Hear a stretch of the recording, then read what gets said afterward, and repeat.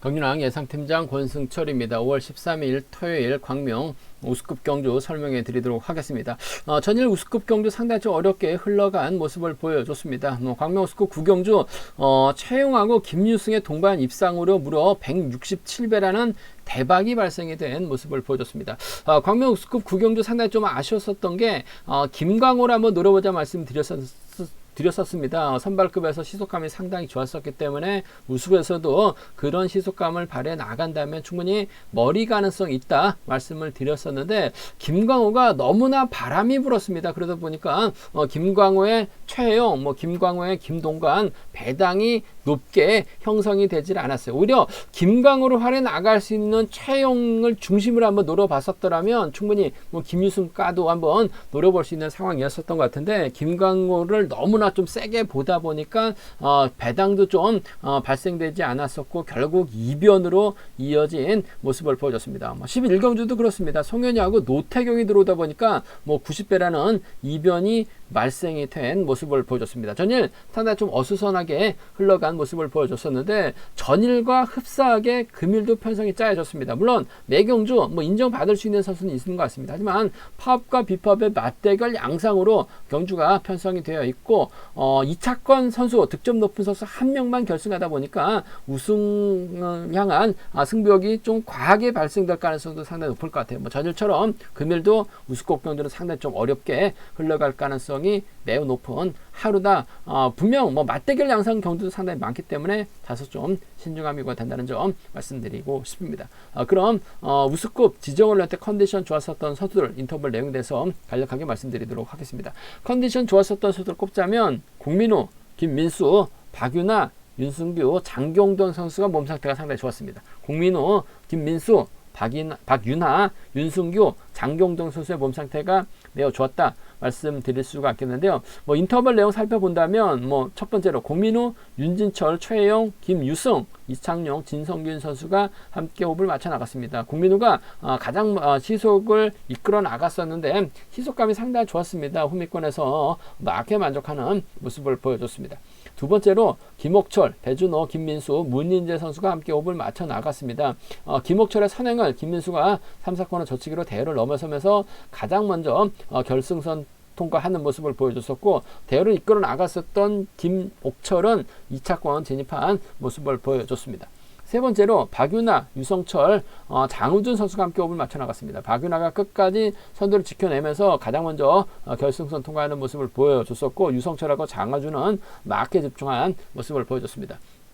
네 번째로 김광호, 윤승규, 배수철, 김학철 선수가 함께 호흡을 맞춰 나갔습니다. 김광호의 선행을 윤승기가 반바퀴 젖히기로 크게 넘어서면서 뒤에 홈이 막혀 나갔었던 배수철까지 불러들이는 모습을 보여줬습니다.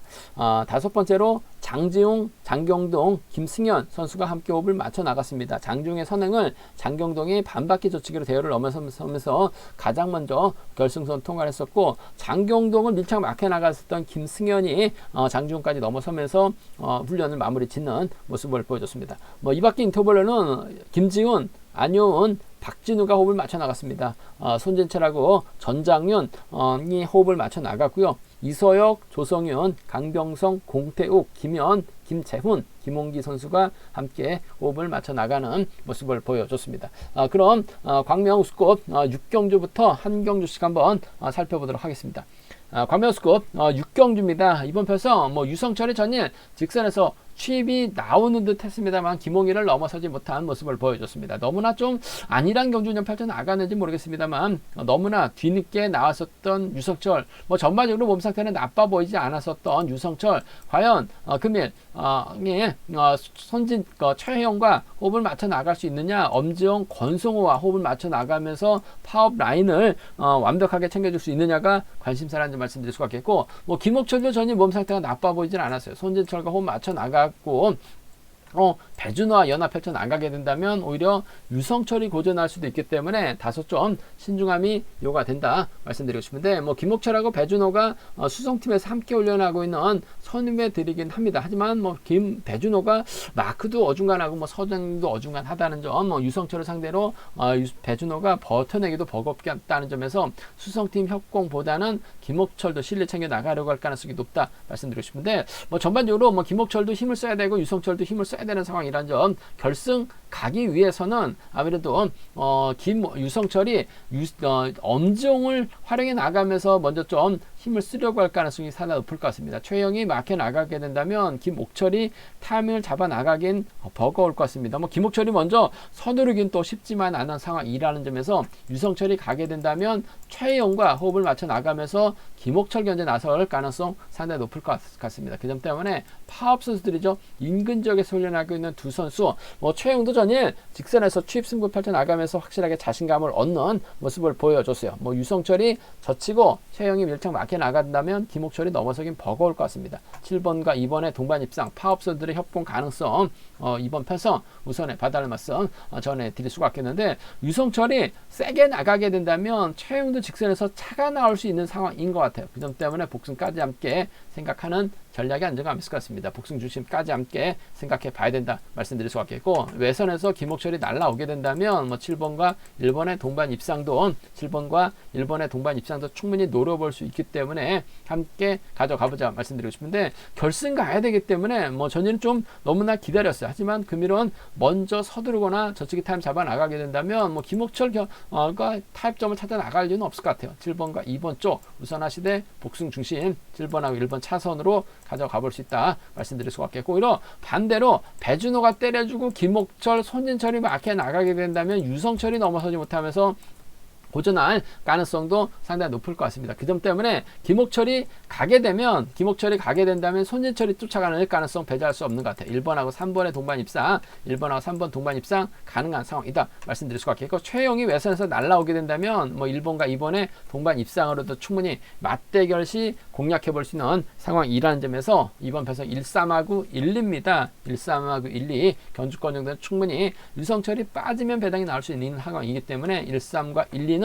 1-3과 1-2는 노려볼 수 있는, 공략해볼 수 있는 상황 견주다 말씀드리고 싶은데, 아무래도 경제 중심은 전 7번과 2번의 동반 입상을 먼저 가져가보자. 단 2번이 결승 가기 위해서는 취임 나올 수 있기 때문에 복승 중심까지 함께 생각해 봐야 된다는 점, 7번과 1번을 차선으로 가져가 볼 수 있는 편성이란 점에서 파업선들의 협공한 동반 입상 쪽 우선에 봐달라는 말씀을 전해드리고 싶습니다.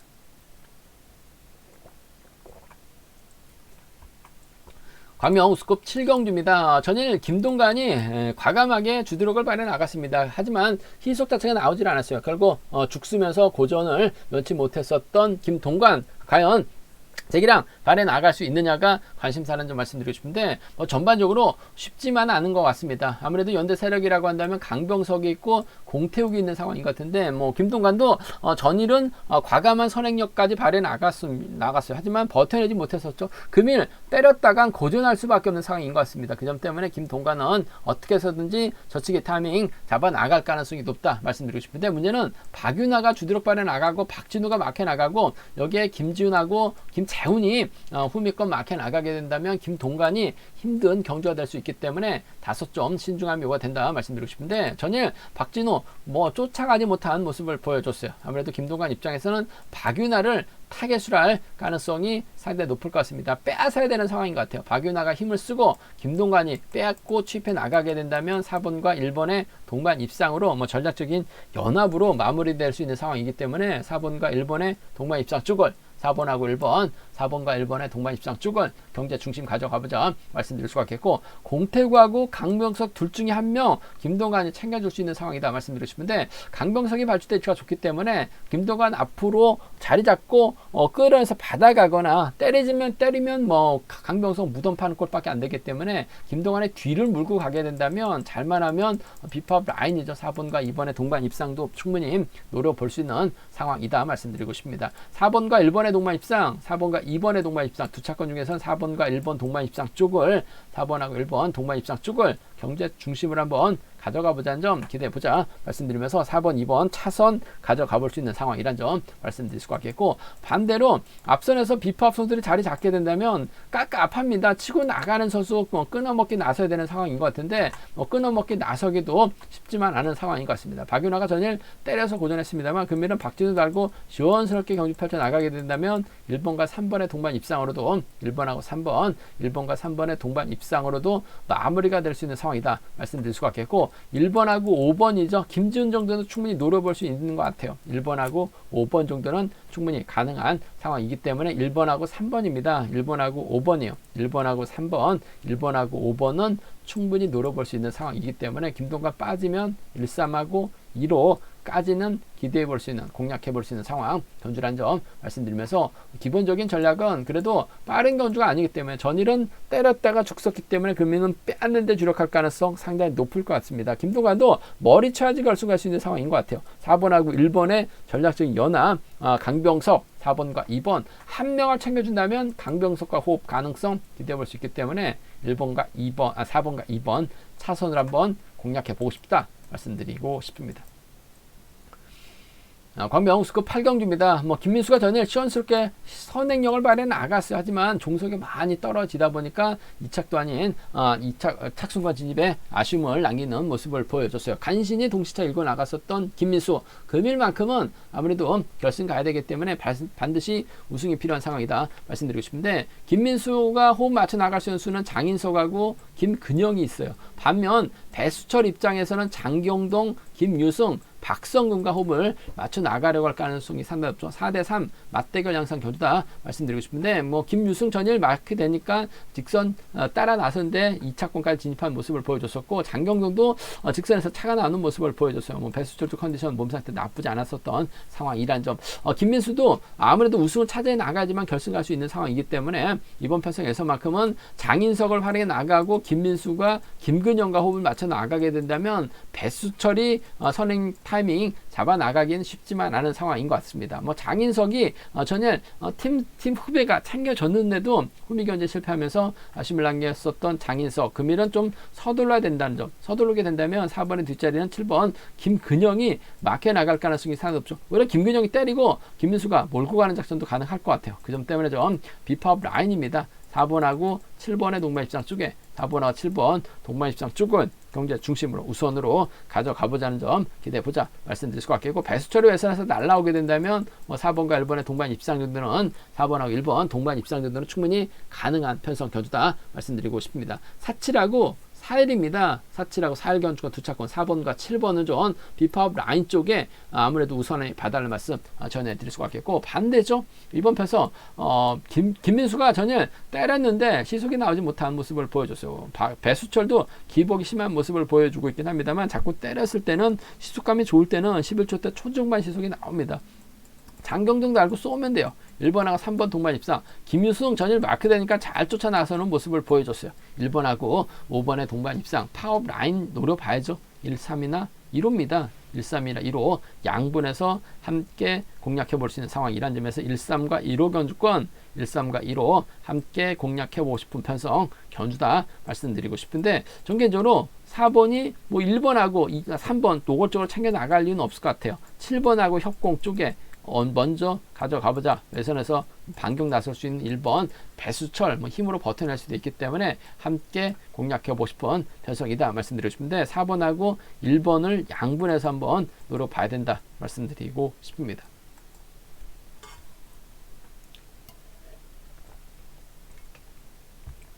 과면수급 9경주입니다.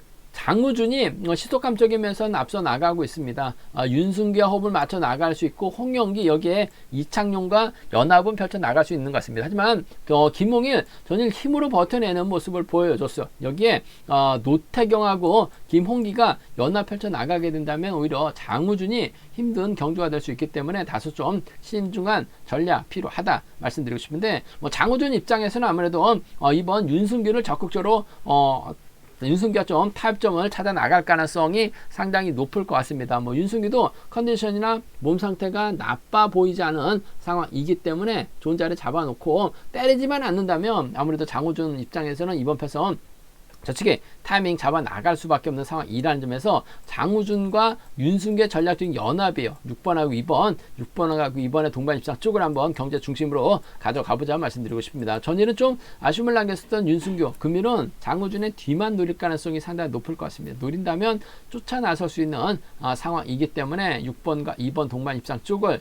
경제 중심으로 우선으로 가져가보자 말씀드릴 수가 있겠고, 김홍일이 힘으로 버텨내고 장우준이 외선에서 날라오게 된다면 6번과 5번의 동반 입상으로 마무리가 될 수 있는 상황이라는 점에서 이번 배성 아무래도 6번과 5번의 동반 입상 쪽으로 저배당이 뚫려 나갈 가능성이 높다 말씀드리고 싶은데, 전 6번이 5번 김홍일을 활용해 나갈 이유도 없을 것 같고 지켜줄 이유도 없는 것 같아요. 그렇게 된다면 세게 넘어갈 가능성이 상당히 높죠. 윤승규가 우미권 막해 나갈 수도 있기 때문에 파업 비파업 선을 긋고 6번과 2번의 동반 입장 쪽을 좀 경제 중심으로 가져가보자 말씀드리면서 6번과 5번 차선으로 기대해 볼 수 있는 상황 견주라는 점 말씀드릴 수가 있겠고, 장우준이 특별 승급 기회를 살려나가지 못하면서 아쉬움을 남기긴 했습니다. 하지만 이번 패서 김홍일도 저력 있는 선수예요. 김홍일도 힘을 쓰게 된다면 5번하고 1번의 전략적인 연합 기대해 볼 수 있는 상황인 것 같습니다. 1번이 때렸을 때 5번의 뒷자리를 3번 김홍기가 마크해 나갈 가능성도 배제할 수 없는 것 같습니다. 전일도 마크 되니까 잘 쫓아 나섰었던 김홍기라는 점, 몸싸움까지 펼쳐 나갈 수 있었던 선수라는 점에서 김홍일이 가게 된다면 5번과 1번의 동반 입상이 가능할 것 같고, 상황에 따라서 5번과 3번의 동반 입상도 충분히 노려볼 수 있기 때문에 5일하고 53입니다. 5일하고 53 충분히 노려볼 수 있는, 공략해 볼 수 있는 상황 견주라는 점 말씀드리고 싶은데, 아무래도 특별 승급 기회까지 살려나갔었던 장우준과 2번의 연합 가능성, 장우준과 김홍일 외선에서 버텨내는 작전도 가능하기 때문에 함께 가져가 볼 수 있는 배성 견주라는 점 말씀드리고 싶습니다. 광명스꽃 10경기입니다. 이번 편성도 상당히 좀 재밌는 편성이 짜여졌습니다. 김지광 입장에서는 아무래도 윤진철, 김승현과 호흡을 맞춰 나갈 가능성이 상당히 높을 것 같습니다. 반면 문인재 입장에서는 전장윤, 김현, 조성윤과 호흡을 맞춰 나갈 가능성이 상당히 높다 말씀드리고 싶은데, 김지광 전일 빼앗는데 성공하면서 직선 추입발 가볍게 나오는 모습을 보여줬어요. 금일도 김지광 몰고 가는 선수들 활용해 나가면서 짧은 승부 펼쳐 나갈 수 있는 상황이다 말씀드리고 싶은데, 딱히 주도력이 뛰어난 선수가 없어요. 김지광 입장에서 아무래도 3번 윤진철을 뒤에다 붙일 가능성이 높다 말씀드리고 싶은데, 문제는 전일 문인재가 윤진철을 밀어버렸습니다. 그러다 보니까 윤진철 주춤했어요. 결국 쫓아가지 못하면서 아쉬움을 남겼었고, 문인재는 강자 뒤 막혀 나가면서 착승호까지 진입한 모습을 보여줬습니다. 또 문인재 만났기 때문에 윤진철 입장에서는 단단히 잡고 마음가짐을 하고 김지광의 뒷자리를 쫓아가려고 할 가능성이 상당히 높을 것 같습니다. 하지만 윤진철 노장에다가 낙차 부담을 안고 있기 때문에 문인재가 또다시 들이밀 가능성이 상당히 높을 것 같아요. 또 밀려날 가능성이 상당히 높을 것 같습니다. 결국 6번의 뒷자리는 2번이 막혀 나갈 가능성이 높다는 점 말씀드리고 싶은데, 김지광이 서두르게 된다면 문인재도 결승 가기 위해서 직선 추입발 살려 나갈 가능성도 배제할 수 없는 것 같아요. 복순까지는 함께 생각할 수 있는 전략이다, 기본이다 말씀드리고 싶습니다. 6번과 2번인 것 같습니다. 6번하고 2번 동반 입상 쪽을 6번하고 2번 동반 입상 쪽을 경제 중심 복순까지 함께 생각해 봐야 된다